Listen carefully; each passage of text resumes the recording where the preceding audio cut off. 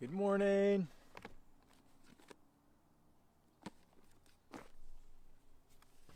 How's everybody doing this morning? It is August 25th. This is Tuesday morning. And welcome everybody. Janisa, welcome to you. Welcome everybody as you come into our live stream time. Wendy, good morning to you. Brittany George, second day in a row. Welcome. Good to see you.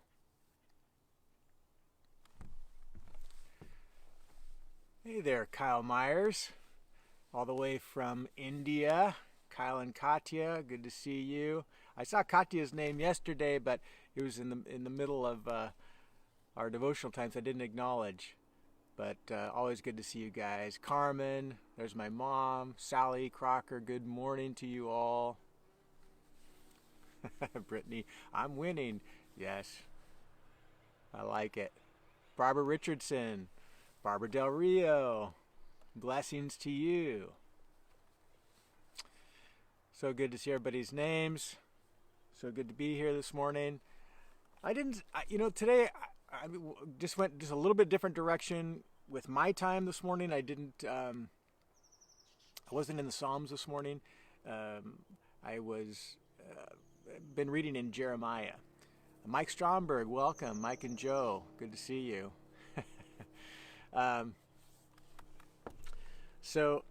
Been reading in Jeremiah, and so let me just say a quick word about our devotional time. And I've been leaning on kind of getting out of the Psalms for a time. I've done my daily devotions in Psalms for probably 2 years now, and I think I'm coming to the end of that for now, and I'm going to be moving to something different for a time, and so I think I'm thinking about just working through some of the prophets. Just for my devotional time. The most important thing is you do what works, and what is stimulating, what is God prompting. I guess what I mean to say is your devotional life has the purpose of God prompting spiritual growth in us, prompting His speaking to us. And so you might have a particular devotional book or a particular study you're doing, and that is very stimulating for a time, but it would seem that runs its course, and God's kind of prompting you in a different direction. And so I've been feeling that for some months now, that Psalms, as you know, for doing this for 2 years, I'm coming around to the same Psalms and so on, and I've been wanting to branch out into other books to just kind of revive that sense of God speaking it to my soul. So this morning I was just reflecting on the calling of Jeremiah, and in chapter 1, and I think it's verse 5, that God comes to Jeremiah. He's a young adult, and he says, I've known you since before you were even conceived, before you were even in the womb. God says, I've known you. And the second statement is, I'm consecrating you. I'm setting you apart for a purpose from the time you were in your mother's womb. So these early ideas of God's sovereignty, that He is outside of the realm of time. He knows all of our life. I mean, these statements in the Word of God that happen time and time again, that tell, like you come back to Psalm 139, it says that our days are all written in God's book before one of them came to be. And so God knows everything we're going to experience before, not just before we do, but before we were even born. God knew the entire span of our lives, our entire existence, where we would be born, to whom we would be born. All of our life experiences, God knows prior to the foundation of the world. Before He even creates anything, God knows it all. He knows everything. The theological sentiment for that is God's exhaustive foreknowledge. And so as God chooses Jeremiah, says, I'm going to give you a message, and you're going to preach this message. Well, it turns out for Jeremiah that as exciting as that might sound to be a prophet, I mean, there wasn't very many prophets in the land, and certainly Jeremiah wasn't the first prophet. This is late in the king. So this is at the end of the kings of Judah that Jeremiah is called. So there's been plenty of other prophets preceding him. So he's like, wow, God, you're calling me to be a prophet, to preach your message, and God says, yep, I've chosen you since before you were born, for this purpose, and to be born at this time, and to preach this message. And there's this sense of, yeah, this is exciting, and but as we see the life of Jeremiah kind of pay out, there's one, he also is the author of the book of Lamentations. That should give you a clue that Jeremiah's message was not fun. He was preaching a message of warning to Judah in particular, that if we don't turn our hearts back to God, bad things are going to happen. And his message was very unpopular. Israel did not believe that God was going to do anything about their misbehavior, their injustice, their duplicity of their faith. Why? Because kings had risen and fallen, and they'd experienced peace. Nothing really bad has happened, and for a long time, even though their hearts were divided. And Jeremiah says, if we don't turn now, something's going to happen. And so they didn't believe it. In fact, they persecuted Jeremiah. So at some point, Jeremiah says, I can't remember what part of the book, but I remember in previous readings, he says, God, you tricked me. You called me to this purpose, but no one likes my message. No one likes me. No one's even listening. You tricked me into this whole prophet deal, And I can relate to that. I think we all can relate to that as we have made choices to submit our life to God, and there is that promise of, that God is pleased with those kinds of choices. But when our actual life isn't panning out the way we'd prefer, we think, hey, God, what's going on? I'm trying to serve you here. And why is it going poorly?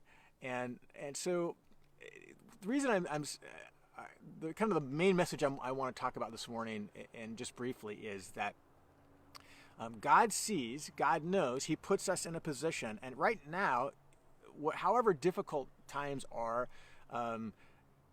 God has appointed those things for us to experience. We don't know why we experience difficult times. We don't know why times can be so challenging and heartbreaking, that we experience the loss that we do and the frustrations that we do. The important thing is that we keep our eyes focused on God and his will. This is what Paul wrote about in Ephesians chapter 5. I can't remember what verse, but I think it's pretty sure that's the chapter. And he says that we should live our lives as one who is wise, not as unwise, because the days are evil. Therefore, know the will of God. And so we're living in times where not everybody's serving God. Obviously, everybody who has ever placed their faith in Jesus lived in a time where not everybody's serving God. But sometimes are better than others. And when it feels like now in the world, when there's so many crazy things, and in California in particular, when we have fires and there's smoke, and people we know are off fighting fires, think about Kyle Cato and others, and we have experienced loss because of fire, back in 2015 when the Butte fire hit us. And so we can identify and empathize with those people who are losing their homes. When you see these images on the news of homes burned to the ground, my mind immediately goes to those same homes that I personally saw burned to the ground off of Jesus Maria Road during the Butte fire, and how heartbreaking that was for me to see this devastation and to know the people that were involved. Well, ironically, Kyle and Ashley, they lost their home in the Butte fire, and so we when we're living during times when it's particularly difficult, when it feels like faith is waning, that faith in the land, and the land is growing more increasingly, like we're trusting in everything else but God, and that our voice as believers seems to be less and less influential, and we wonder why. Why is this, God, and why is this happening? And we don't always know the answer to that question, and I'm not proposing to know it now. But one thing I do know that the scriptures tell us is that in every situation and every time that, particularly in times of difficulty and trouble, our holding to our faith, holding to do the things we know are right, is increasingly vital during times when it feels like nobody's listening.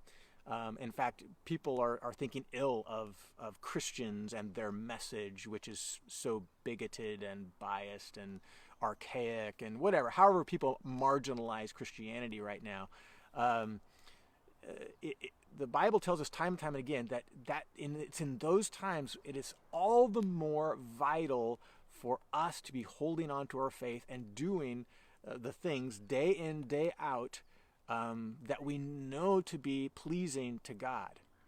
And we don't know how, we just don't know how those actions, that faithfulness on our part, will be used by God to really proclaim His glory. And let me give you just one example of this that I think you're probably already familiar with, and that is the example of Esther in the Bible.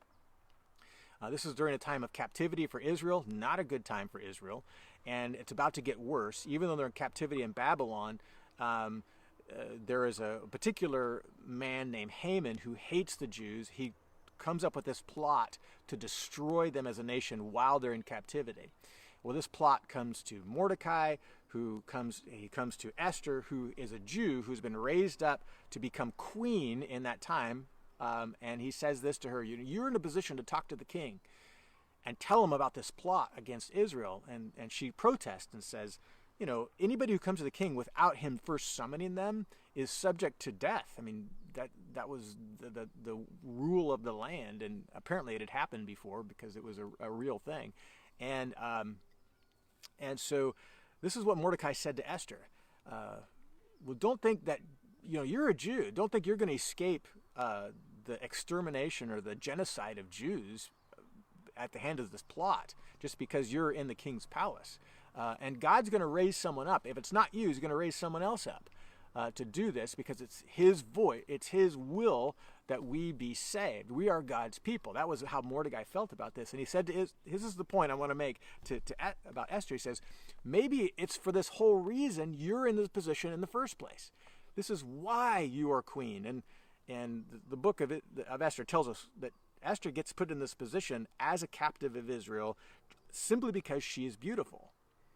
Well, it turns out she also has character, and God put her in the position as someone of beauty to be in this position to have a voice to the king. She does resolve to be obedient to what she believes to be right. She displays her character. She comes to the presence of the king, risks her life, and makes known to him this plot against Israel. And God uses that circumstance to rescue the nation. Now, God knows all things, right? He knows every number of our day before they're written. He chooses us before the womb, who our parents are going to be, in what time, in what place we're going to be born. And so we don't know that how our faithfulness is going to pay out. For Esther, it was a time where she was able to rescue her entire nation. I'm sure she would have never predicted that about her own life, but because of her character, because of her resolve to do God's will, God used her to rescue an entire nation. So my message today, and what I was really deriving comfort from this morning in my own devotion, is that in difficult times, it is so important for us to stay the course. It is all the more vital for us to be treating one another as God has treated us, to be forgiving one another as God has forgiven us, to be kind, to tell people about the love of God, to demonstrate the love of God to one another, to hold our ground in the character, to know God's will, and to be living out God's will today.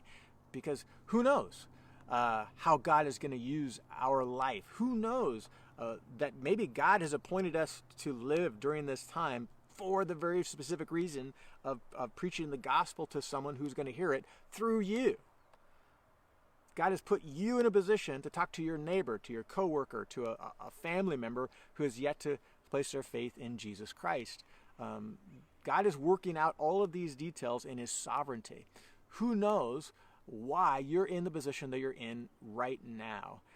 All the more reason for us to know God's will, to be living out God's will, so that God can use us in a particular way according to his sovereign plan, that includes our being in positions that we would not prefer.